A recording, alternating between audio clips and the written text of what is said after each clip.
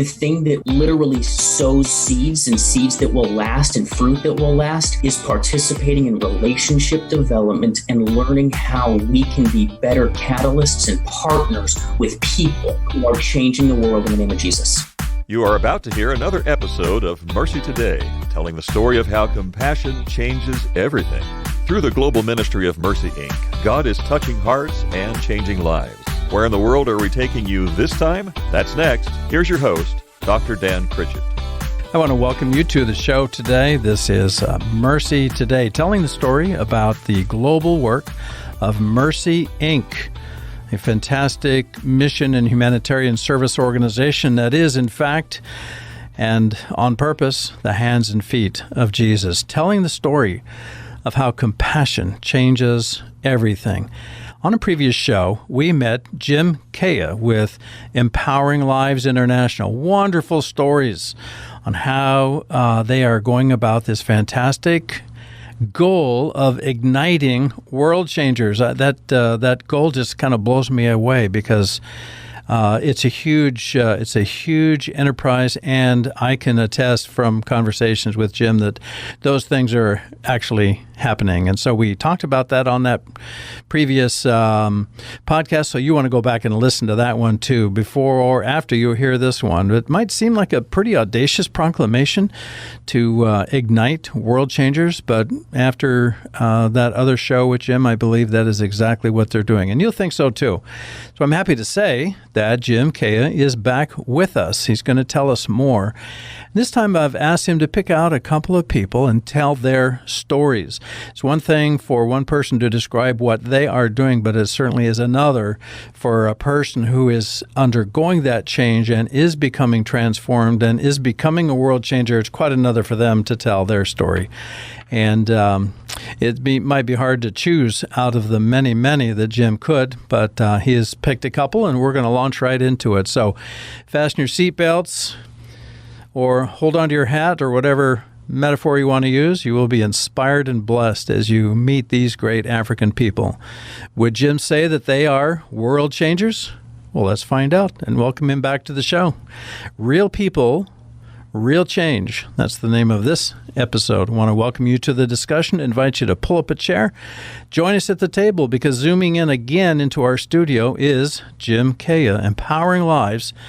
He's a chief operating officer and actually makes things happen. Again, the title is Real People, Real Change. Jim Caya, thanks for zooming in again, and welcome to Mercy Today.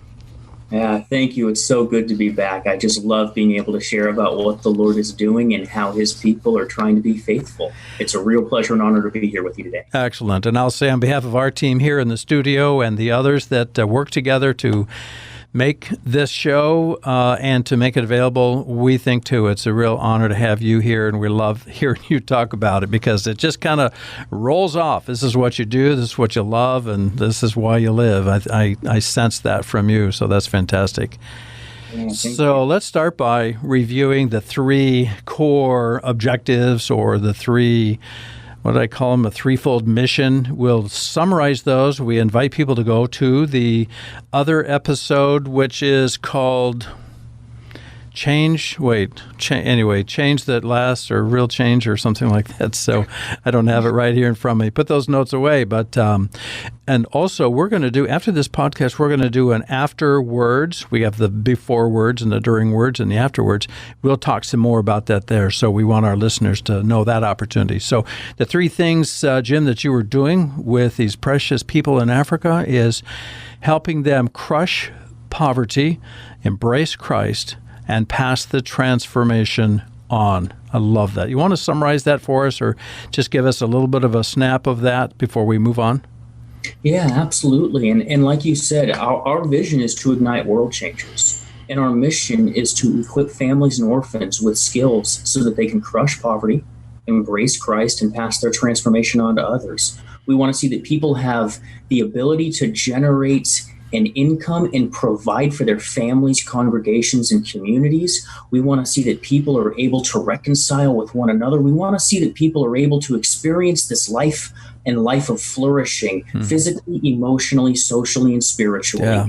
That then becomes so provocative that their neighbors, their other community members say, we want that too, they have the skills to share it and begin passing forward their torch to other people. We say a candle loses nothing by lighting another candle, and it's incredible to see how these men and women are impacting the nations in East Africa. What a beautiful mental picture that is. A candle loses nothing by igniting another candle. And so the executive director of Mercy Inc., Doug Hoffman, who happens to be sitting in the studio with us, he continues to say that mercy is the hands and feet of Jesus. And he oftentimes says, we can preach the gospel and we can ask people to come to Christ, but if they're hungry, they can't listen. They won't listen. And so what you're doing, Jim, is what I hear this description is that you are giving them the tools. It really transforms their now and their later, and for generations is what you're, and spreading it out, what would you call it, laterally to other people too. Yeah, beautiful. Well, Dan, in some ways, we would contend that the curriculum is not the magic. In school, how many of us remember what our favorite teacher taught us? Yeah. But how many of us remember what an influence that person was in our life? Yeah. It's the relationship that made the difference when that relationship has the content that they're willing to share. Yeah. I like that. And we're going to hear about a couple of special people. So you give the goals and the tools, and I guess the question that our listener would say, well, that's good. I like hearing about that. I love it. Is it really working? So introduce us to a couple of people, Jim, that are just really an example of how God takes what you are doing with your tools and your support and all the things that you do to help this process get underway. Yeah, well, I'd love to share about what Benedict and his wife Josephine, what they are doing, because it is so inspirational. Here you have a man who, from a young age, wanted to be a pastor. And being a pastor in East Africa is pretty much resigning yourself to a life of abject poverty. For income, he would go and cut down sugarcane alongside alcoholics and drug addicts who were doing it just for the purpose of making enough money to buy their next fix. Yet here he was doing this for 12 hours a day to be able to feed his family, because he knew the church couldn't tithe to support him, but he wasn't abandoning the church. He was not going to stop shepherding them just because they couldn't support him. Wow. And so as he began to journey with the organization, we equipped him in skills that then he and his wife immediately went to implement. Chicken projects, goat projects, all sorts of different things, even small businesses, setting up a farming supply store on their own property, and seeing the change happen over years, and then them bringing in their neighbors and their community and equipping them to be able to go home and do the same thing. Well, fast forward to where we are now. Now other foreign nonprofit organizations go to them and use their space as their training grounds. Other organizations are now equipping Josephine and taking her to Nairobi so that she can become a woman's leader for her entire region. Benedict and Josephine are even going to Uganda. And so they're saying that they empower lives, and they get to do it internationally because there's such a demand, not for what they know, but a demand for them with and from them. It is so beautiful to see these world changers equipping others with life skills that they themselves can practically apply.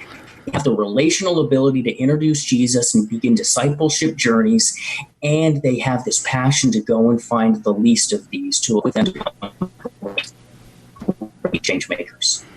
And people are saying, well, does it work? And you're saying with that one illustration, you say, oh, yeah, it works mightily. And so the title is Real People, Real Change, and that's exactly what's going on. And I like what you said. It's not the curriculum. It's not, page by page and learning and intellectual things. It is actually life-changing.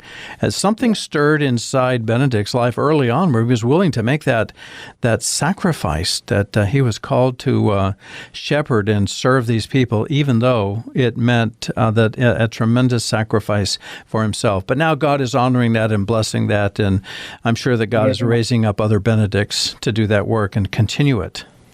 Exactly. And the beauty of Igniting World Changers is Benedict and Josephine will never be on ELI staff. They don't want to be on staff. Mm-hmm. We don't want to be on staff. Yeah. They are embodying the vision and mission God has put on their hearts and in their lives, and they contextualize God's commands into their own communities, congregations, and people. Yeah. And it's just a beautiful thing to be able to witness and be a part of. And I love being able to amplify their story. I am privileged to share their story. It's not about me. It's all about what they are doing as they are being faithful to God. You do your thing, and then you kind of get out of the way, right? Mm-hmm. Yeah, there's more, folks. Don't go away. We're going to be right back. I'm Brad Swinford with Salem Concrete Paving. It's a privilege to partner with Mercy Inc., who provides hope to people around the world by meeting critical needs and introducing people to Jesus.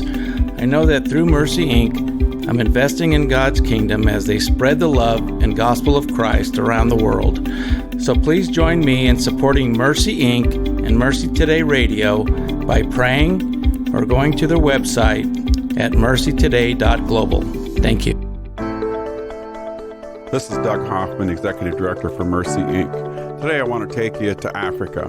I want to take you in particular into Kenya and tell you about Simon. Simon is a farmer. He sought out education from Empowering Lives International from Isaac, and he learned the skills of farming. Then he went back to his village and started just practicing what he needed to do. And all of a sudden the neighbors seen where he was doing so much better. What was his technique? What was he learning how to do? So Simon then went and said, okay, I'll teach you. And he used the skills that he learned from Empowering Lives International, one of the partners of Mercy Inc., to teach those 42 farmers how to farm. Now he has over 1,000 farmers that want to know his techniques. And that is what Empowering Lives does. It provides a relationship, provides training, it provides means with which people can share what they know to make a difference in other people's lives. We'll be back with more Mercy Today right after this. Now's the time to become a part of something greater in our community. You and your organization can partner with Mercy Today and change the lives of thousands around the world. Our team of business professionals can also come alongside you and help you grow your organization to maximize your impact. Our goal is to help you increase your quadruple bottom line: people, planet, profit, and purpose. Consider being a sponsor of Mercy Today. Visit our website at mercytoday.global.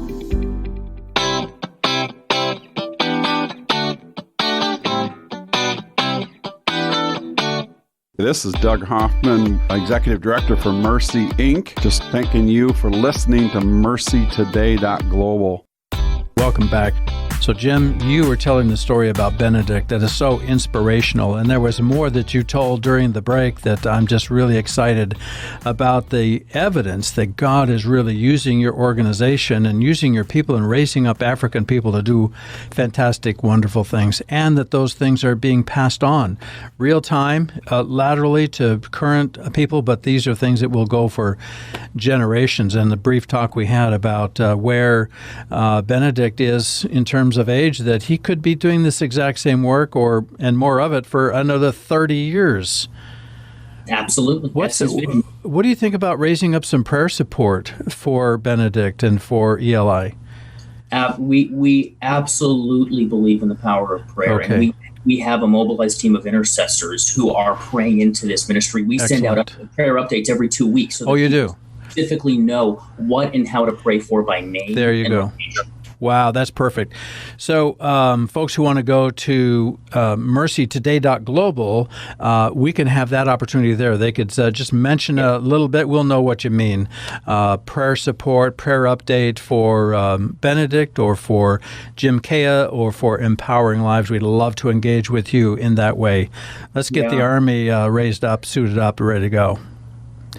We have another story that we want to hear about, and this has to do with with people that find themselves in a really horrible choice, and that is they have to do something that they know is destructive, and yet they have to do something to feed their kids. And so I think we want to talk, is it Paris or Ruth or both? You take it from there. Tell us about that. So I just want to share for a moment about the story of Ruth. And here's a lady whose husband passed away. She's looking around. She has no clue what she's going to be able to do to provide for her kids, her 6 children. And she goes in to start brewing moonshine. And she became the most wanted, #1, most notorious person. She literally had her picture up in the chief's office. And Paris, who went through one of our training programs, had on her heart, I'm going to go find Ruth. Long story short, now they have helped start 7 churches. Ruth is an elected elder in her village of over 7,000 people, and she runs 6 different businesses and has a retirement plan built in a spreadsheet. Oh, my. She hasn't been brewing for years, but she took her work ethic and literally dug ditches for a year and a half to be able to start transforming her land into a productive farm and bakery. Wow. It's an unbelievable story that I would love to share more of. We have a little segment that we will have after the close of this podcast. If listener, you stay on and keep listening, we'll talk some more about Ruth and the brewers and how destructive the first part is, the brewers, but then the beautiful thing that's coming out of that is God gets a hold of a person and it starts to spread. That's one of your goals, is to share that transformation. Would you say that it becomes contagious? It does, because they say if you want to impact a family, start with mom. Yeah. If you want to then impact a village, go to her husband and children. And when people see a family that changed, they believe that they can change. It sparks hope and begins to ignite the change process. Yeah. And there's also the part of the spiritual component, how God gets a hold of a person and builds into them that biblical lifestyle, biblical way of thinking and desiring and so forth. So that leads us to village church planting. So tell us about your partnership with them. Well, what I love about the VCP program, the Shalom Africa, even Mercy's literacy program with James Kagamo and Dean Davis, and it's just amazing the way at the same time we're trying to equip people, these world changers and emerging world changers, with skills. Part of those skills is how to engage the gospel and how to engage others with the gospel, and how to read scripture and uncover and discern from the Lord and listen to him in prayer time and find out collectively, what does he have for us? Well, Shalom and VCP and the literacy program are core and part and parcel with that set of equipping principles. How does that live out? Can you give an example of a village? So you do the restorative enterprise and so forth, and then how does the church planting interface with that? Well, what ends up happening, so an example with some of these Reformed brewers is there was a pastor who said, there is nobody who's going to welcome these brewers, or we all believe they're still brewing. We think this is just a scam. But no, I want to say my church is a welcoming place for you. So we come alongside, we equip them with some of these resources and skills, and suddenly these women groups of reforming brewers begin to crop up satellite church campuses. And so now you have literally thousands of women's groups that begin to start then a Bible study, and then a women's group, and then suddenly a children's ministry, and then now they put a roof over it. And suddenly now you've got the groundswell of Christians meeting to expand the kingdom in their areas. Real people, real change. That's what we've been talking about, Jim. That's a great example. And none of them are on staff. Because it's not Eli changing the world. It is world changers changing the world. We've been privileged to be able to equip these emerging leaders that they will go and be the change agents in their regions. Change agents. That's the key. Yeah. So speak to our listeners. I asked you this on the previous show too. Speak to our listeners. You got 30 seconds. What do you want them to know? Well, I would love for you to come with me and Dan and the Mercy crew, come and see what's going on for yourselves, not as a means of saying, okay, they're telling the truth. No, we would love for you to see what is happening on the ground and be unbelievably impacted and see how God would even move you in this time. We love when people come and sit at the feet of our national leaders and these world changers and learn from them in their communities what the Lord is doing. And it's beautiful to see how what's happening there begins to even change us here. We begin to see church growth and church change here in America because of what these teams and Americans are encountering encountering by learning from our African brothers and sisters. And it's one of the most beautiful exchanges and transformational blessings that only the kingdom of God can facilitate. Yeah. I love what you said on the phone recently this week, and that is don't come to try to help or to teach or something, but just come and use the phrase, sit at the feet of these African leaders, learn of them, and watch what God is doing.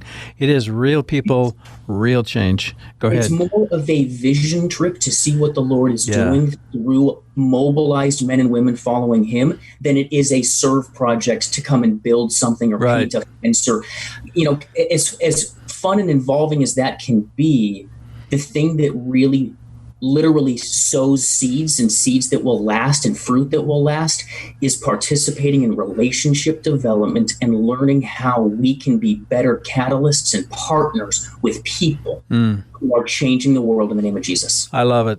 So as Benedict and Josephine have been engaging this incredible ministry that they've been building, I had the opportunity to ask them what makes their engagement and interaction and relationship with ELI different or unique. And Benedict shared that there are a lot of NGOs that work in their area, nonprofits that do things in their area, and they come and they'll do, a training on something technically, and then they'll leave. And then another organization will come in and train on something technical, and they'll leave. But he said ELI is doing more than technical training. He said ELI is building relationship in a way that empowers them to empower others. And he said that they are very, very close to the Ugandan border, and they're impacting people in Uganda. And because ELI has empowered them to empower others, he said, me and my wife, we are empowering lives. And because Uganda's right there, we're empowering lives internationally. Yeah. We are ELI. And that is such an example of what it means to be a world changer. Yeah. They've embodied the vision of the organization without being told what to do, without being given a mandate. You have to do this by the organization. They aren't on payroll. They are simply responding to the call and command God has placed on their lives as obedient followers of Jesus. I love it. Empowering lives then becomes a verb. It's something that they are actually doing and becoming. Exactly. Beautiful, beautiful. Yeah. So that's why I feel like that could be overlaid where I was talking about, the government sending Josephine to Nairobi and that whole thing, or the organizations. I feel like that could overlay there if it fits in the timing, because I just think it's a more dynamic piece. Yeah. Oh, well said. Thank you. Yeah. Doug Hoffman, the executive director of Mercy Inc. Thank you, Dan. And I think as we build leaders, national leaders, and Benedict and Josephine are an example of what we really want to have. So they take the initiative to do it on their own. They don't need us Americans. They don't need us Europeans to tell them what to do. We have to get out of their way. Get out of their way, exactly, and let them run. They need a few tools. They need a little bit of help here and there, and then get out of their way. And Doug, I think this three-way is really fun. I hope we can do some of this more conversating instead of presenting. Yeah. Well, that may be a future episode because we've got you down kind of quarterly here, Jim. So as we look at trying to highlight some things in Africa in particular, but it would be fun to do some three-way and that kind of thing. It's a little harder on the show to do that. So yeah. There's also the possibility of doing some podcasts that don't end up on the radio. We could just do podcasts, and those could be any time combinations that we want, and those would be selectable, on our website. Yep. So, Doug, I wanted to ask you, and maybe Jim too. So, does BAM, and I think I might have said this before, does BAM interface here so the people who are trying to get out of poverty, are there microloans or are there some other things that are done to help them build their businesses? If that was said, I missed it, but is there a connection there? Well, at this point, from the Mercy point of view, we have not initiated any BAM with Empowering Lives. Now, that is a potential as we get a little more perfected with it, because we have seen it work elsewhere. It's a matter of how do we I can envision working with some farmers there, in particular on marketing. One of their biggest issues is how do you market? Can we create some BAM opportunity to expand their market in unique products? So, and Jim, I'm not sure what you guys are thinking there. So, Oh, yeah. And what's interesting, Doug, is technically you guys are somewhat involved in a very micro version of BAM through ELI, because as we facilitate these coordinators, these, mobilized men and women of Jesus, with the ability to go and have the fuel and the transportation and the airtime and the data to go and meet the people in their communities, a small amount of that, maybe $10 or $15 a month, they do invest into their agribusiness resource center so that they have a place that's so attractive for people to come and practically learn. Yeah. So there is a degree of it, but it's not a business strategy in the traditional sense, but it is helping create longer term sustainable income streams for these coordinators. Right. Yeah. Love it. Jim Caya, Empowering Lives. Will you come back for more another time? All you have to do is ask. All right, I'm asking.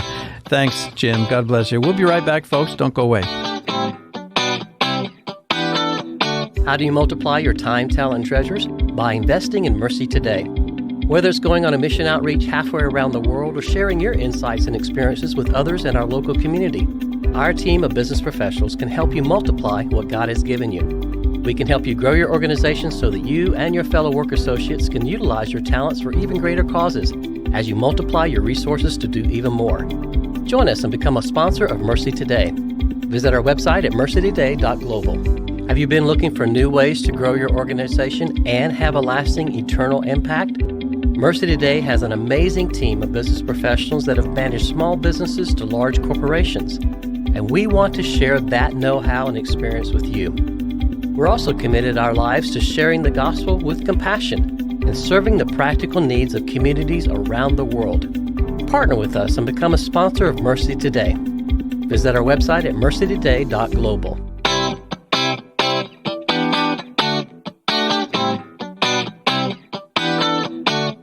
That is it with Jim Caya. I'm so glad that you were able to hear this podcast and this radio show. Man, it's fantastic stuff. If you have questions about empowering lives or about Jim or about any of the process or anything that we do here at Mercy Today or Mercy Inc., the larger humanitarian service organization, just get in touch with us, MercyToday.global, and we want to interact with you and engage you in what we're doing to fulfill this fantastic mission. Go to our website and fill out a contact form and just ask a question, make a suggestion, whatever you'd like to do. Also, we would love to send you a link every week of our show, and it'll be different every time. We'll get them right in your inbox. I want to thank you for listening to Mercy Today, where we are telling the story of how compassion changes everything. I'm your host, Dr. Dan Critchett, saying goodbye for now on behalf of the whole Mercy Today team. And until next time, may God help you be a part of what He is doing in our world today. Join us again. Be a part of what we're doing. MercyToday.global. God bless you, my friend. Goodbye for now.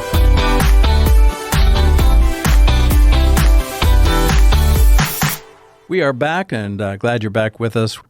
This is the afterward portion of the radio show, and we still have zooming in to the studio with us is Jim Caya, the Chief Operations Officer of Empowering Lives International, and Doug Hoffman, the Executive Director of Mercy.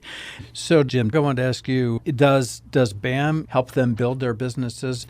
Mercy is helping 41 coordinators run businesses, agribusinesses, so that they can go out as apostles and not have to worry about their income streams as they're ministering to their community members. I hadn't thought of it that way, Jim. Excellent. Okay. So is it business's mission for Mercy? No.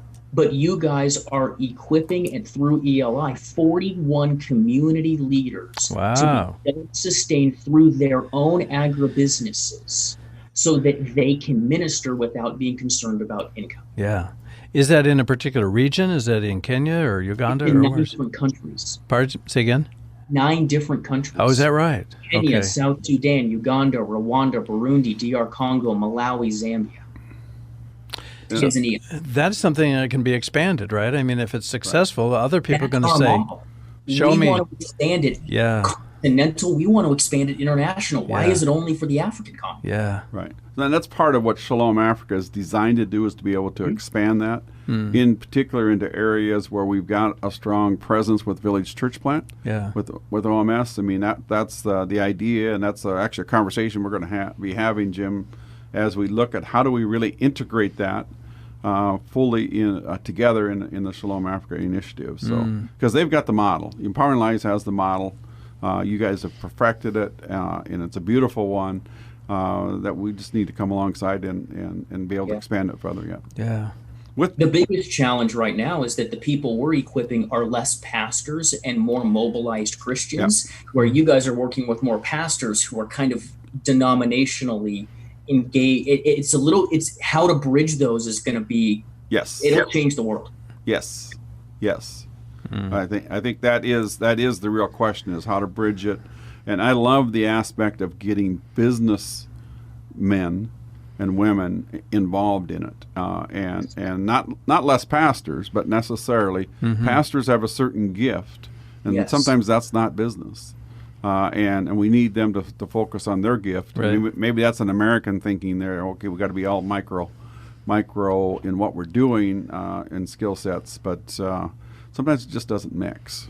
Yeah. And if we can excite people in the pew, in the church, business people, to be empowered and to move forward without having to ask the pastor first, then we make real serious moves in the Christian movement. We have a show coming up. I don't know if this is a fit, but it's going to be Chuck Rapp. Rapp. Yeah. So he had a full career, in sales and technology and engineering. I'm not sure everything, but the title for that one is From Sales in America to Souls in Africa. Yep. And so he underwent that transformation. He thought he was retiring from something, but come to find out, God tapped him and he's now retiring to something. Do you work, Jim, with Chuck? I mean, he's got a whole region that but that's with OMS. I don't know if it's VCP or what. So through Shalom Africa, Jim will be more and more. Jim, you've met him a couple times, I believe, right? I'm not in person, but over phone, yeah. So that's part of Chuck is the cornerstone behind the Shalom Africa initiative, really getting things working in other countries. Yeah. So Jim and Chuck are going to get to be close friends through this, as well as Rich Dan Siason. Yeah. As we move forward and as we really launch just a great program that's happening right now in 9 countries. How do we really spread that clear across Africa? Maybe into northern Africa in particular, where it's really closed at this point in time. Can we use this type of initiative, this type of business thought process in northern Africa? Yeah, I think so. Yeah. Yeah. If we have any listeners that are still with us, we want to tease over to the shows with Chuck Rapp, because he'll paint that bigger picture too then. So, sorry, Jim, you were going to say. No, I was just going to say that what's really concerning from my perspective is that, and I'm going to use a big word here, but Islam and the Muslim communities have a missiology. They are now going and expanding the areas and the reach of the Islam faith and religion, and they are doing that by sending people out who can start businesses and build economies that then draw people into their places of worship and build relationships and gain influence because they become successful businessmen. And more people say, well, if that is what Allah provides, well, hey, that seems like he's doing more for his people than God is doing for the Christians. We have to respond to that. Yep. And it's the model that works. You drop in any persuasion, spiritually or otherwise, and the model works. And so what Mercy is doing is needs, deeds, and seeds. And those seeds are the gospel, the powerful message of the gospel that transforms lives and raises up world changers. Yeah. Amen. Gosh, it's been great, Jim. Maybe we'll wrap it up here, but some of our listeners have stayed on and they're listening via podcast. But you're going to come back for more at other times, yes? Absolutely. I'd love to. It'd be my pleasure. I'm looking forward to it already. Thanks again. God bless you, man. Thank you.